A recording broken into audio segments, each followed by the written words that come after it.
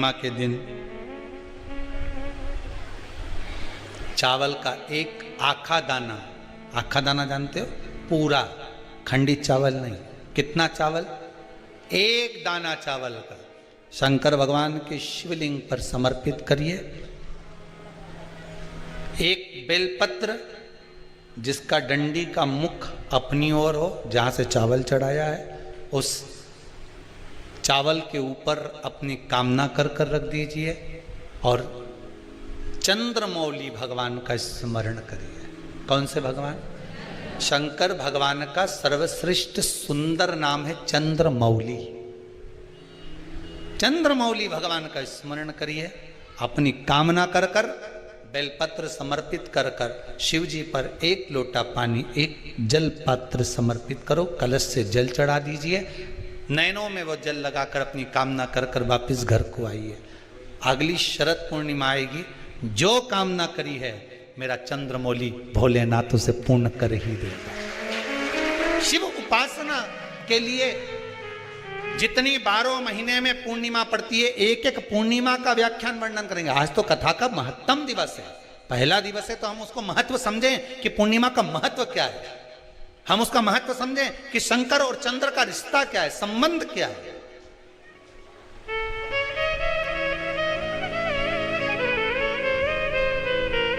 भगवान ने जितनी पूर्णिमा बनाई है, जितने नक्षत्र बनाए, जितनी घड़ी बनाई, जितना पल बनाया, जितना समय बनाया, ये शंकर भगवान ने जो बनाया ये गलत नहीं बनाया, श्रेष्ठता के लिए बनाया, जग के उद्धार के लिए, संसार के उद्धार के लिए बनाया। अब उसका प्रयोग आप करें ना करें या आपके ऊपर है, आप उसका प्रयोग कर रहे हैं ना कर रहे हैं आपके ऊपर।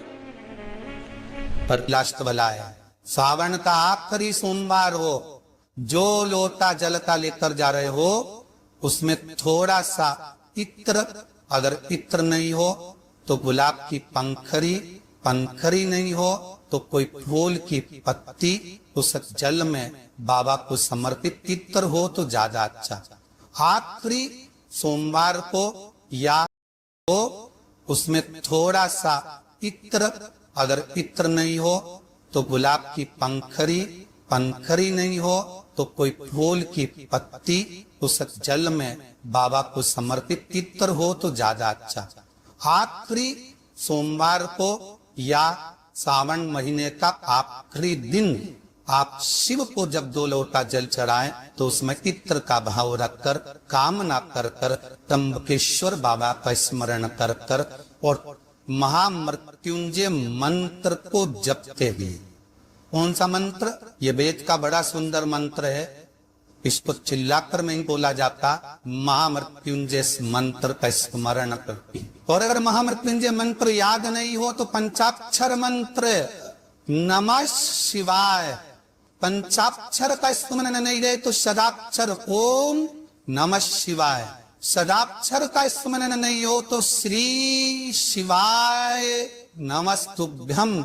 एक बात याद रखना, अगर किसी एग्जाम में बैठ रहे हो, बहुत बार बैठ चुके हो, नहीं हो रहा तो कच्चे दूध में थोड़ी सी काली मिर्च को पीस कर डाल दीजिए, कच्चे दूध में थोड़ी सी काली मिर्ची को पीस कर डाल लीजिए। महाराज थोड़ा सा कच्चा दूध बेलपत्री के पेड़ के नीचे समर्पित कर दीजिए, अपना नाम और गोत्र बोलकर थोड़ा सा कच्चा दूध उसी में से शंकर भगवान को चढ़ा दीजिए। फिर एक कलश जल का साथ लेकर जाइए, जिस शंकर भगवान पर जल चढ़ा कर आइए। फिर जिस एग्जाम में जा रहे हो उसमें आप चले जाइए, बाबा आपको सफलता प्रदान करेगा। काली मिर्च शत्रुओं का नाश कर, आपको बल प्रदान करती कि आप जिस परीक्षा में बैठने जा रहे हो, आप जिस जगह पर भगवान का अनुमोदन करने जा रहे हो, आप जिस जगह पर कंपटीशन एग्जाम में बैठने जा रहे हो, वहां सफलता देगी। वाह अगर नहीं भटक नहीं गए, हट नहीं गए तो वो सफलता दे। इतना भी बेटा क्रोधी हो, जिद्दी हो, चाहे अपशब्द कहने वाला, बहुत ध्यान देना मेरा बेटा, कितना भी जिद्दी हो, कितना भी क्रोधी हो, गलत संदर्भ पर भी चल रहा है। निवेदन है, शंकर के मंदिर में लाल चंदन और शहद, इन दोनों को बेटे का हाथ लगवाकर गलत संगत में जा रहा है, क्रोध कर रहा है, चिड़चिड़ कर रहा है, बेटे से लाल चंदन और शहद का लेपन शिवजी के शिवलिंग पर जरूर करवा। चिड़चिड़पन, क्रोध और उसकी गलत संगत अपने आप हटने लगेगी और वो बालक धर्म की ओर आगे बढ़ेगा, सत्कर्म की ओर बढ़ेगा, सत्संग की ओर आना। एक छोटा सा उपाय अवश्य करिए। अगर बच्चे कोई एग्जाम में बैठ रहा है या कंपटीशन एग्जाम है या नौकरी के लिए अप्लाई कर रहे हो, मान लो 4-6 महीने से बैठे हो, 8 महीने से बैठे हो, सर्विस में ही है, नौकरी नहीं है, तो एक छोटा सा उपाय अवश्य करें। शिव महापुराण महाराज बेलपत्री के पेड़ के नीचे विराजमान होकर, बेलपत्री के पेड़ के नीचे जिसको और नौकरी के लिए या एग्जाम में बैठ रहा है वो जल चढ़ाए, बेलपत्री के पेड़ के नीचे थोड़ा सा दूध चढ़ाए, फिर जल चढ़ाए और अपने राइट भाग में घी का दिया और अपने लेफ्ट भाग में तेल का दिया, एक बार लगा दे। उसके बाद में अपनी कामना कर कर बेलपत्री के पेड़ के नीचे धूप लगाकर प्रणाम कर कर आ जाए और चले जाए इंटरव्यू के लिए, बाबा को तुरंत कराई दे। तो केवल एक काम करिएगा, अगर देवता नाराज होते हैं तो सबसे पहले आपकी पूजन पाठ छुड़वा देते हैं। क्या छुड़वाएंगे? रोज मंदिर जाती है, रोज माला उठाकर जाप करती है, रोज गीता जी का पाठ करती है, रोज दिया लगाने जाती है। 4 दिन 5 दिन 6 दिन 10 दिन अगर आप दिया लगाने नहीं गए, मंदिर नहीं गए, पूजन नहीं करी, तो समझ लेना कि देवता मुझसे नाराज हैं, इसलिए मेरा मुंह नहीं देखना चाहते, मुझसे नाराज।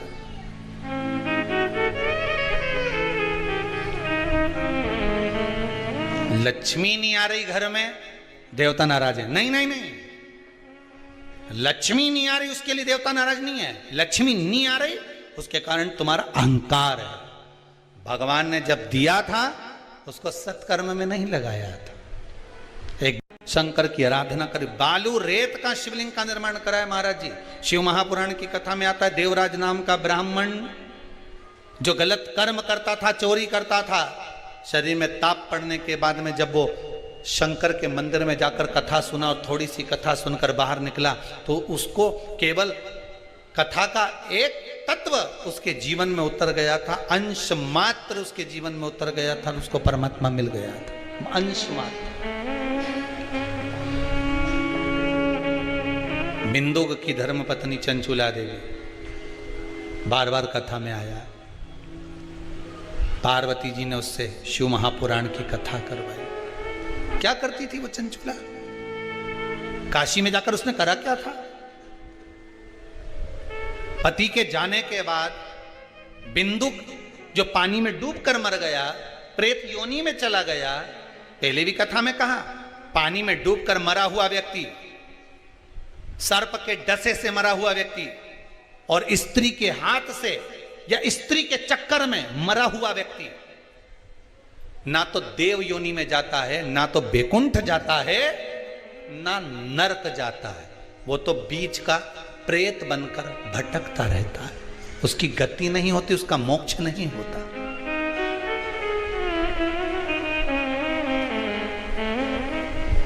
चंचुला देवी को लगा था मेरे पति को मोक्ष, तो उसने करा क्या था ऐसा कि वो काशी पहुंच गई, काशी गई, ऐसा क्या करा था उसने? चंचुला देवी तो दिन रात फैशन में लगी रहती थी। कभी पति ने अगर धन लाकर दिया तो ज्यादा से ज्यादा पैसा वो खाने पीने में उजाड़ देती थी। कभी नहीं उसने दान करा, कभी नहीं धर्म करा, कभी पुण्य नहीं करा, कभी सत्कर्म नहीं करा, कभी कहीं सत्संग में नहीं गई, कथा में नहीं गई, कभी भजन में नहीं पहुंची।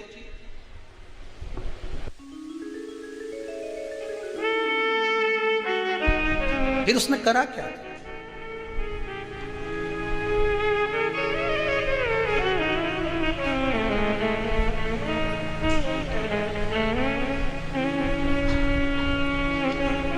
बचपन में किया गया कर्म व्यक्ति को कब प्राप्त होता है, ये चंचुला देवी की कथा कर रही। चंचुला देवी की कथा कर रही।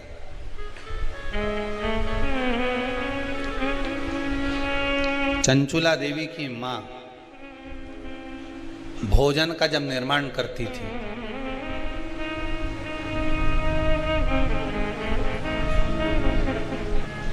ध्यान दीजिएगा जरा, बहुत सुंदर संवाद है। शायद आप भी अपने बच्चों को इस चीज के लिए डांटते होंगे। शायद।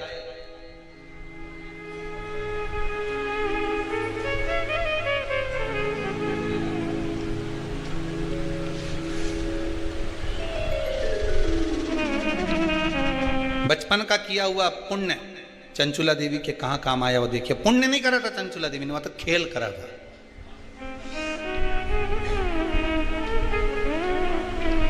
किस जगह पर काम आया? चंचुला देवी 6 वर्ष की कन्या थी। बिंदुक ब्राह्मण है, चंचुला देवी भी ब्राह्मणी थी। ब्राह्मण के घर में जन्म लिया है चंचुला देवी। मां जब चंचुला को पास में बिठा लेती थी भोजन कराते समय, तो आटे की लोई आटा जो उसना हुआ रहता उसको तोड़ लेती थी चंचुला। 6 वर्ष की चंचुला उसको तोड़कर गोल बनाकर चपटा करती थी। दूसरी लोई को घुमा घुमा कर जो माँ शंकर जी के मंदिर में शंकर जी को जल चढ़ाने जाती थी, उस लोई को वैसा रख कर गोल बनाकर पिंडी बनाकर उस आटे का पिंडी बनाती थी। और माँ से कहती थी, माँ देखो तुम जिस मंदिर में शंकर जी को पानी चढ़ाने जाती हो ना, मैंने वो शंकर जी बनाया। ये 6 साल की चंचुला।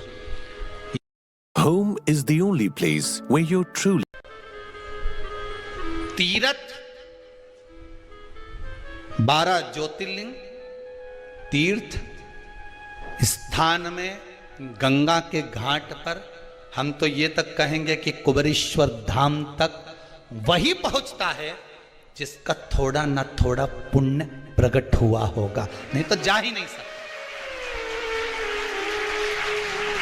अगर पुण्य प्रकट नहीं है, कोई रहा था, मालूम पड़े कोई दूसरा आ गया, गाड़ी में बैठने ही वाली थी, इतनी देर में फोन आ गया कि तू नहीं जाएगी, और तुरंत गाड़ी से उतरना पड़ा।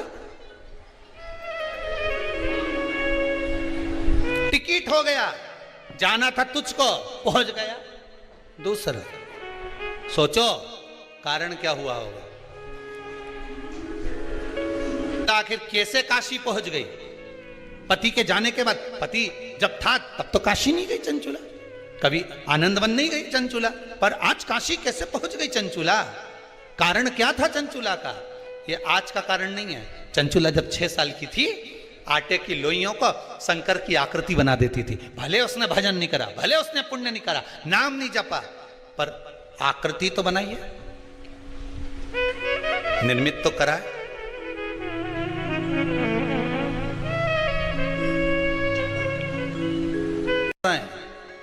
आप सभी के पावन चरणों को नमन करता हूं कि आपके भाग्य के बराबर कोई भाग्य नहीं होगा, जीवन में एक बार पुण्य जरूर करा होगा, इसलिए श्रवण कर रहे हैं। अपने बचपन में कोई सत्कर्म करा होगा, कोई अधोगति के अंतर्गत परमात्मा का स्मरण अधेड़ी में, बुढ़ापे में, बचपन में, जवानी में कभी तो नाम जपा होगा, उसका पुण्य मिला। जवानी में कभी तो नाम जपा होगा, उसका पुण्य मिला। शिव पुराण ऐसे नहीं मिल जाते।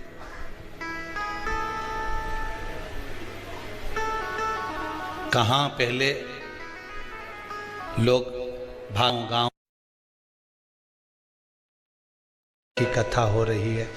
पहले लोगों ने शंकर जी के शिवलिंग को ले जाकर पीपल के पेड़ के नीचे धर दिया।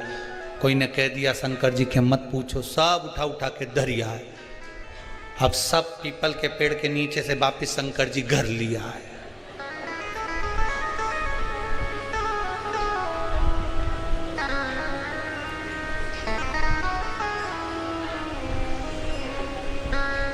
फिर निवेदन करूंगा, पूर्णिमा शिव महापुराण की कथा है। इस संसार में अगर किसी का है तो समुद्र और चंद्र का है।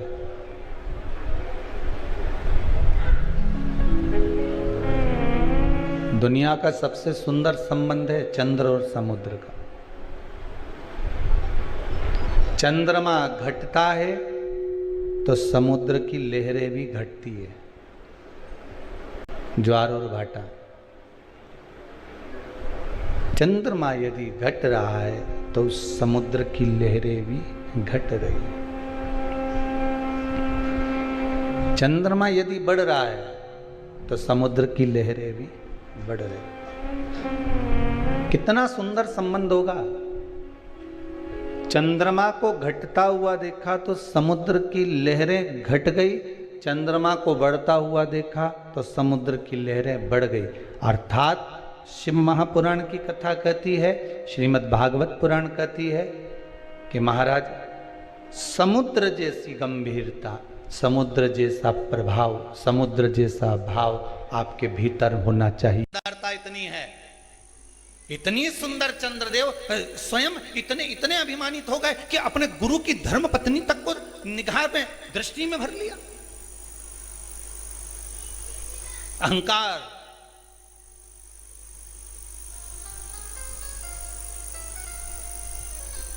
अहंकार जब आता है व्यक्ति समझ नहीं। ससुर को मालूम पड़ा, ससुर ने श्राप दे दिया, चंद्र मैं तुम्हें श्राप,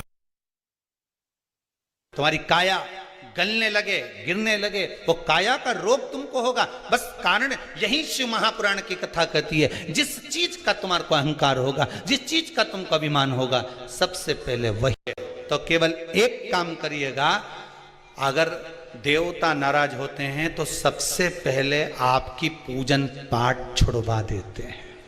क्या छुड़वाएंगे? रोज मंदिर जाती है, रोज माला उठाकर जाप करती है, रोज गीता जी का पाठ करती है, रोज दिया लगाने जाती है।